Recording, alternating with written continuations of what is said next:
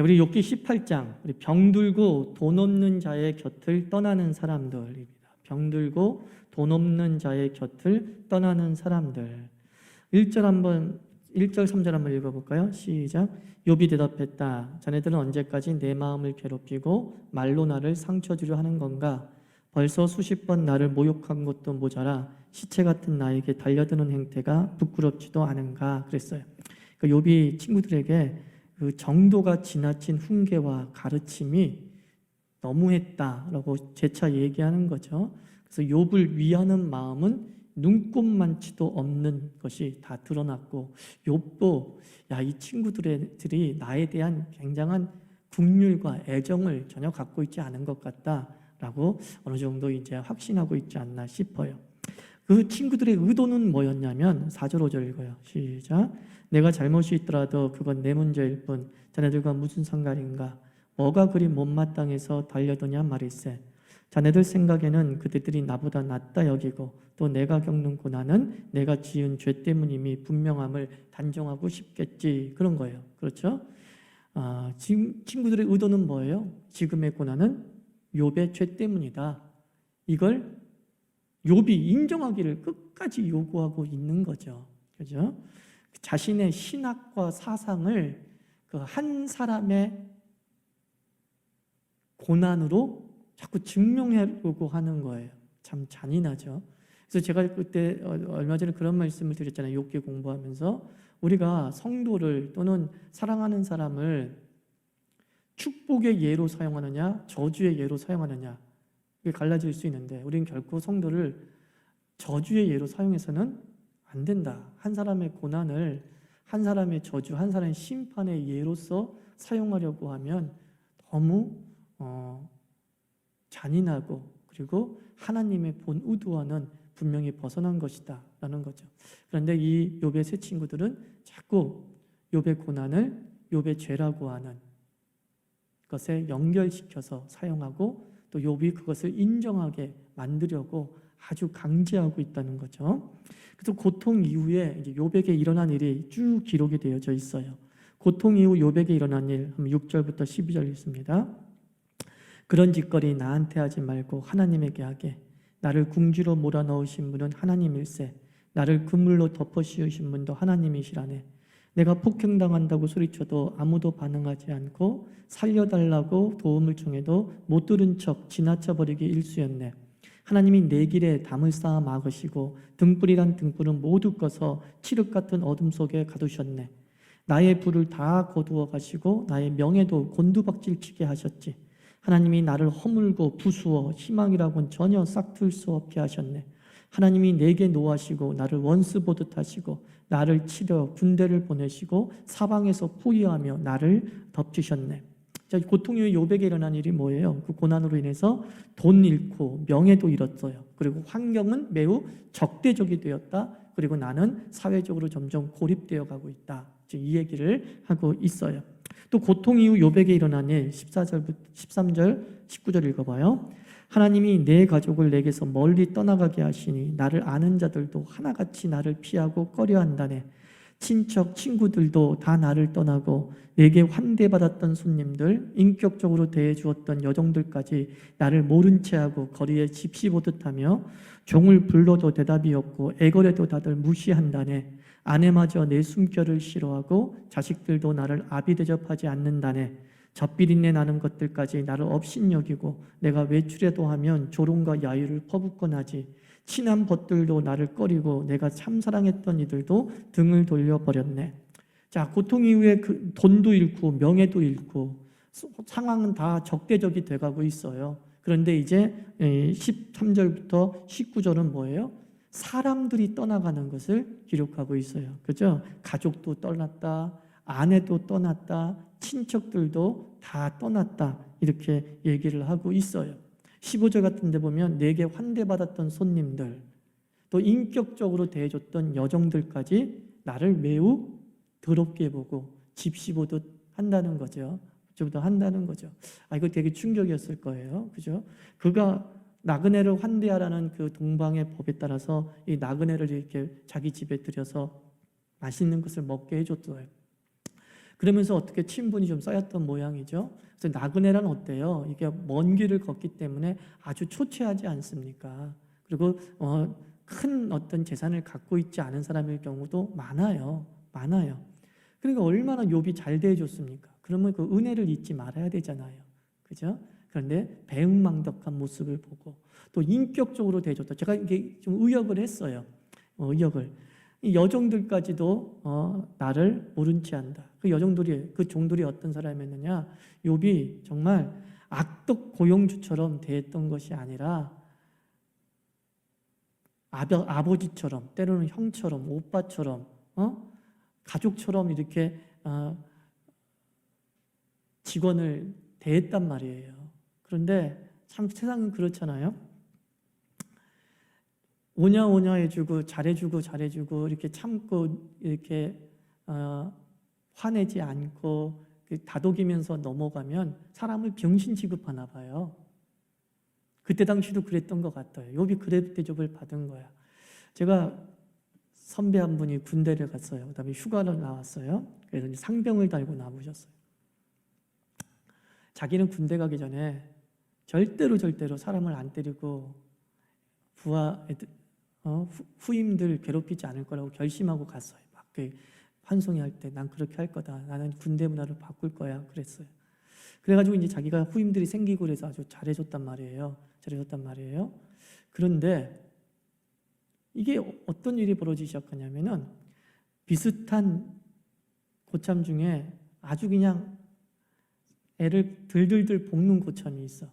근데 이 후임들이 들들들 볶는 고참의 말을 막 잘 들어. 근데 잘해주고 이런 자기에게 대해서는요 대들더라는 거예요. 그러면서 자기는 느꼈대요. 23살이죠. 난 23살에 인생을 깨달았다. 인간들 잘해줄 필요 없다. 고마운 줄 모른다 라는 거예요. 그게 죄성이에요. 사실은요. 죄라는 게 그래요.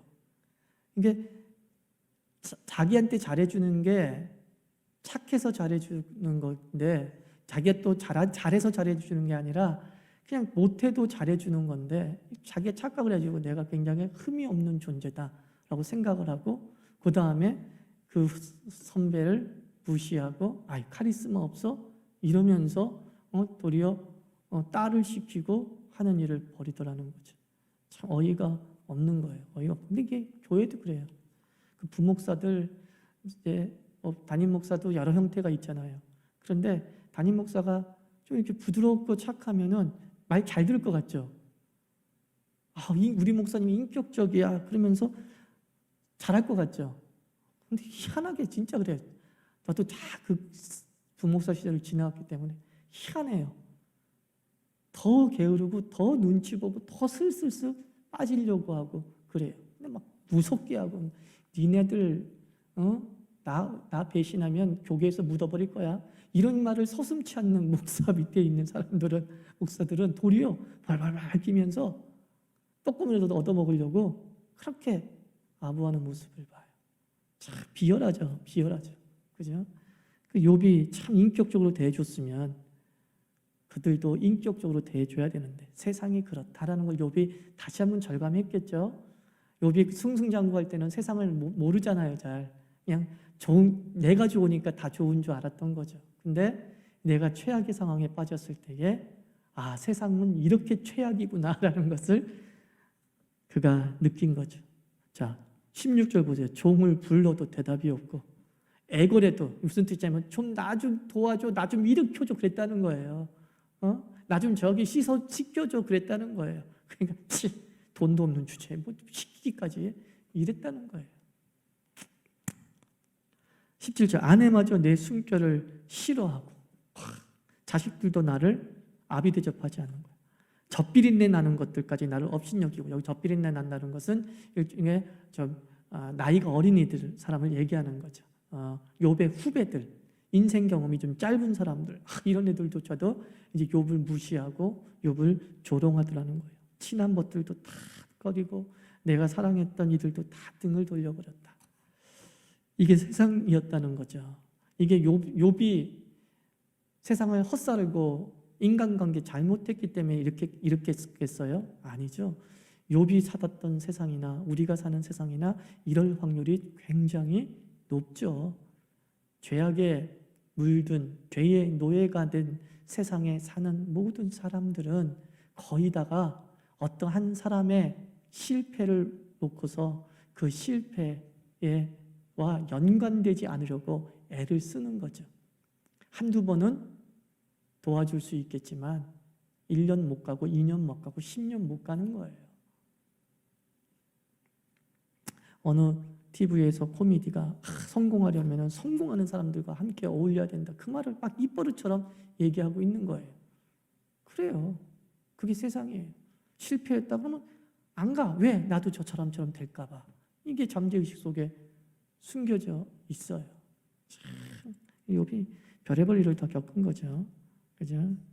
내가 무너졌을 때 여전히 나를 찾아오는 사람이 있나?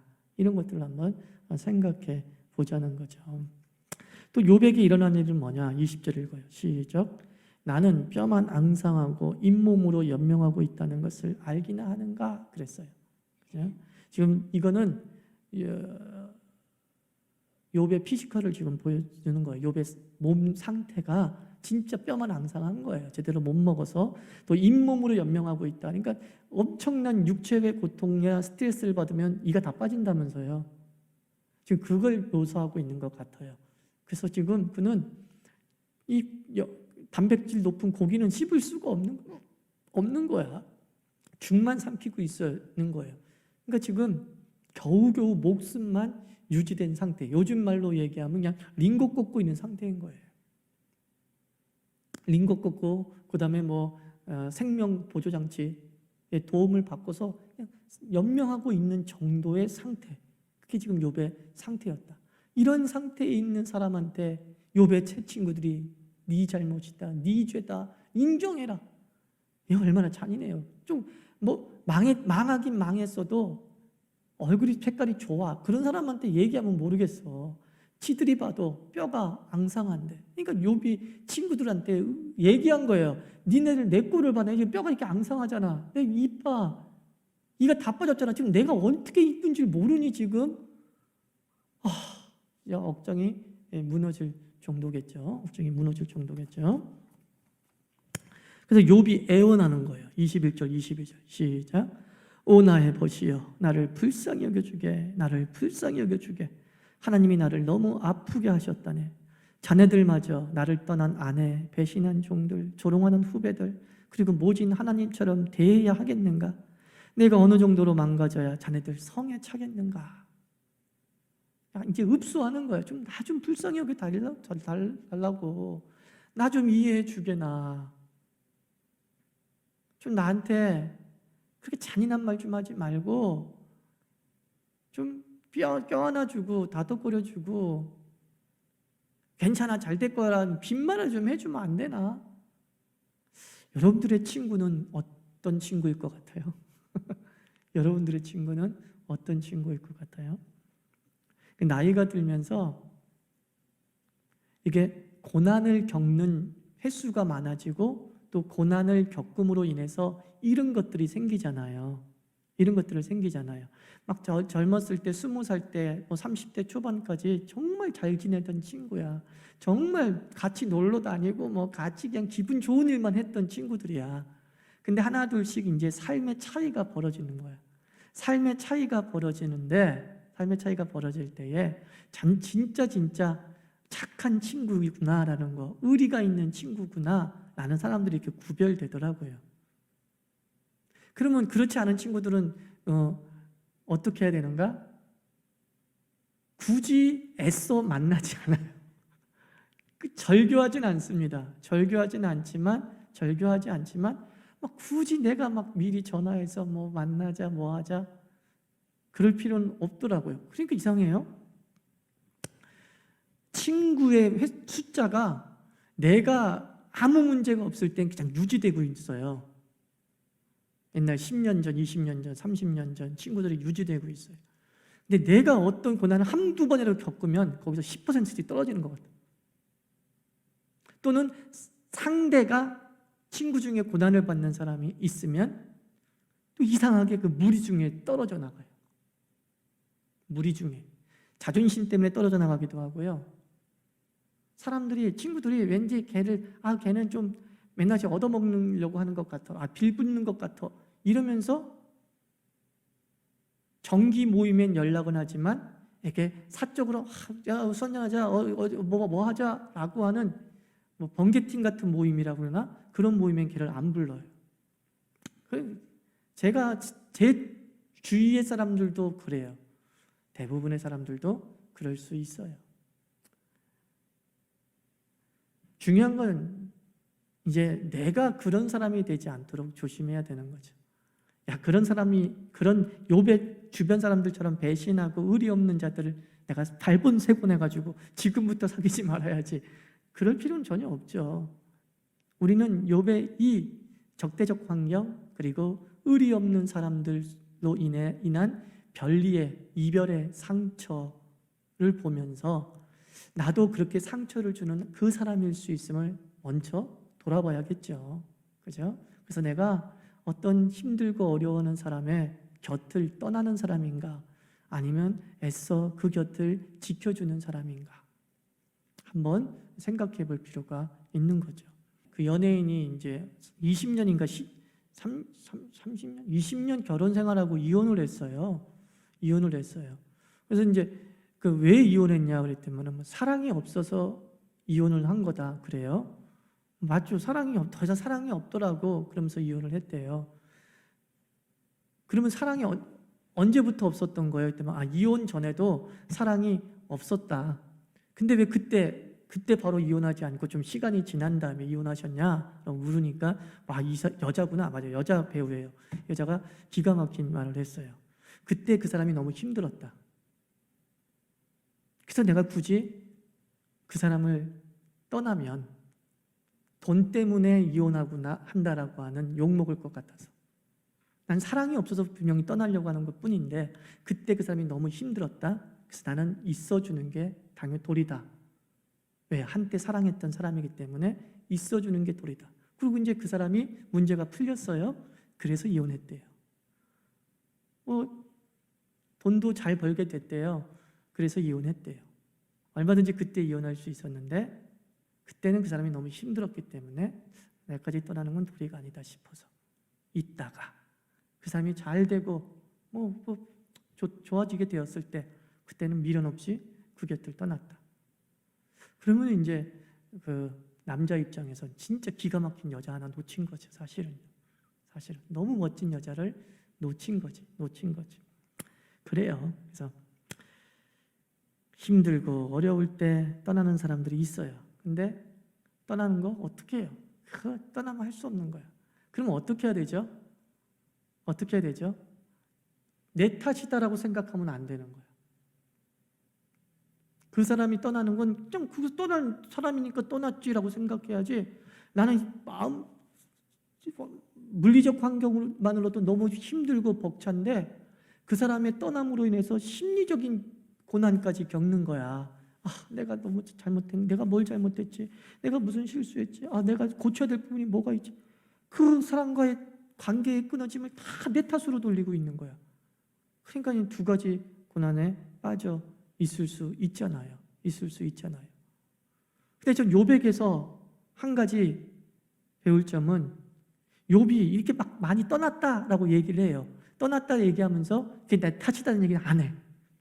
내가 무슨 잘못을 해서 이렇게 됐나? 그 얘기는 안 해. 그죠? 그러니까 세상의 모든 헤어짐과 별일을 다 내 탓으로 내 인격의 부족함, 내 어떤 그 마음의 도량의 좁음 이런 걸로만 다 연결시켜지면 세상살이 참 피곤해지는 겁니다. 그래서 시인의 노래처럼 그냥 그 사람은 어차피 갈 사람이었다. 내가 잘했어도 그 사람은 갈 사람이었다. 그러니 떠나간 사람 그리워하고 떠나간 사람한테 사랑하는 사람 때문에 속상해하며 살지 말라. 그렇게 이야기를 하죠. 우리 책임 아니다. 네 책임 아니다. 이렇게 한번 생각해 보는 겁니다. 자, 그 다음에 이제 23절, 24절 읽어요. 시작. 내 말이 수첩에 메모되고 책에 기록될 수 있다면 납이나 철필로 바위에 영원히 새길 수만 있다면. 그러니까 이게 뭐냐면 욥이 지금 자신에게 일어난 여러 가지 사건을 사실적으로 다 기록을 해놔가지고 마치 이제 재심용 자료로 사용하고 싶다라고 하는 그런 말인 거예요. 이걸 다 기록해내야 된다. 이걸 기록해 놓으면은 내가 죽은 뒤에도 이것을 가지고 분명히 내 무죄가 밝혀질 것이다 라고 하는 억울한 누명을 쓰고 있는 사람의 심정을 표현하고 있는 거예요. 이건 다 남겨둬야 돼. 이건 다 자료로 남겨둬야 돼. 사람들은 나에게 이 말을 했다는 것, 나에게 이런 일이 일어났다는 것 다 까마득하게 잊어버리고 말 거야.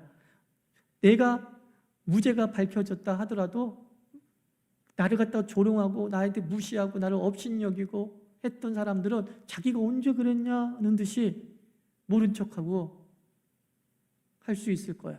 근데 나는 그것만큼 잊고 싶지 않다. 하여튼 내게 일어난 모든 억울한 사실을 다 기록돼서 재심이 있는 그날, 그래서 재심이 있는 그날 25절 27절이 그런 내용이죠. 그러나 나는 아네 나의 변호인이 살아계심을, 나를 되살려 주시는 그분이 반드시 이 땅에 우뚝 서실 것임을, 내 살같이 다 썩고 내 육체가 없어져도 나는 그분을 뵐 것이네. 내 두 눈으로 그분을 직접 뵐 것이며 나는 그분을 결코 낯설어하지 않을 것일세. 오 어서 배웠으면. 구약의 시대를 살고 있는 욥이 이 중보자 하나님을 기대하고 있고 고대하고 있는 거죠. 구약에 아직 선명하게 만들어지지 않은 메시아, 중보자 신학이 어렴풋이 이 욥의 고대 속에 담겨져 있죠. 이거 하나만을 가지고도 다른 4명의 친구들보다 욥 자신이 계시의 깊이에 더 도달한 사람이에요. 사실은 이 중보자가 있다는 사실, 구속자가 있다는 사실, 내가 죽었어도 중보자는 역사하실 것이라고 하는 분명한 내세관, 다 이런 것들은 세 친구들의 단순한 인과응보 건선징악의 신학과는 비교할 수 없는 심오함이 담겨져 있는 거죠. 그러면서 이제 욥도 아주 단호하게 이제 이야기합니다. 어차피 얘네들한테는 도움받을 거 하나도 없다는 거 너무 분명해. 내가 뭐하러 비굴하게 얘네들한테 굽신거리면서 그래 자네 말이 맞네, 내가 힘들어, 내가 죄를 졌네, 그런다고 해서 얘네들이 날 도와줄 것도 아닌데 내가 뭘 굽신거리지 하는 그런 마음인 것 같아요. 그러면서 경고성 얘기를 하면서 끝냅니다. 28절 29절 자네들이 욥을 어찌 이해할 수 있을까? 이 모든 고통이 자기 죄 때문임을 어떻게 깨닫게 할 수 있을까? 생각한다면 너희들은 아직도 욥이 이 모든 고난이 죄 때문이라는 것을 좀 깨달아야 되는데 이걸 어떻게 설득시키고 어떻게 변화시킬까? 너네 만약 이 생각하고 있다고 한다면 내가 경고하는데 29절 자네들 눈앞에 닥친 칼을 두려워해야 할 걸세. 자네들의 죄와 하나님의 심판을 걱정하겠나. 심판하는 하나님이 계심을 자네들도 두려워해야 할 걸세. 왜 그 심판이 자네들은 예외라고 생각하는지 모르겠다 이거예요. 그래, 그 죄 때문에 고난을 받는 것이고 죄 때문에 심판을 받는 것이라고 한다면 내가 보니 자네들도 명명백백하게 심판받을 걸세. 왜? 자네들도 죄 없지 않잖아. 내가 알기로는 자네 어떻게 살았는지 내가 다 알아. 그것만 가지고 따져도 하나님의 심판의 칼은 추상과 같이 너희들에게 임할 거야. 경고하고 있어요. 맞아요. 그래서 예전에 막 이런 컨설팅 강의 많이 했잖아요. 너 이놈 그럴 때 손가락 3개는 누구한테 향하고 있다? 자기한테 향하고 있다. 그러잖아요. 그죠? 내가 한 가지 죄를 지적할 때 3가지는 나의 죄를 이야기하고 있는 거죠. 누구 하나 이 죄에서 심판에서 자유로울 수 없어요. 그렇기 때문에 우리는 내가 죄인이기 때문에 이해하라는 얘기가 아니라 내가 용서받아야 될 죄인이기 때문에 상대를 용서할 수 있는 마음을 가져야 되는 거예요. 나도 언젠가 용서받을 날이 와요. 어떤 죄 때문에. 그래서 예수님은 주기도문에서 너희가 용서받고 싶으면 서로 먼저 용서하라. 이렇게 우리에게 가르쳐주고 있지 않습니까? 그 용서가 이렇게 거래되어지는 그런 사회라고 말할 수 있죠. 용서가 일종의 상품성을 갖고 있는 거예요. 그래서 정죄보단 용서, 이것이 우선이 되어져야 돼요. 그리고 정죄 전에 나도 엄청난 공격을 받을 수는 허물투성이라는 것을 항상 염두에 두고 살아야 되는 거죠. 그래야 조금이라도 좀 따뜻하고 온전한 사회가 될 수 있죠. 항상 하나님의 심판의 칼날이 그에게 가까운 것이 아니라 나에게 더 가깝다, 이런 두렵고 떨림이 우리에게 필요하고, 하나님 나를 용서해 달라고 항상 예수 그리스도의 이름으로 기도해야 될 줄 믿습니다. 병들고 돈 없는 자의 곁을 떠나는 사람들, 그게 세상이지만 우리 예수님께서는 병든 자에게는 의원이 필요하다, 그래서 나는 병든 자에게 간다. 가난한 자에게 하나님이 필요하다, 그래서 나는 가난한 자에게 간다 그랬어요. 병들고 돈 없는 자의 곁을 떠나는 사람들, 그러나 병들고 돈 없는 자의 곁에 계시는 우리 주 예수님, 그 예수님 덕분에 우리도 회복과 그리고 하나님 나라의 영광을 누리게 될 줄 믿습니다. 기도합시다. 하나님, 배은망덕하지 않는 사람이 되게 달라고 기도하고, 그 다음에 나의 관계 속에 의리가 있는 사람이 되게 해달라고 기도하고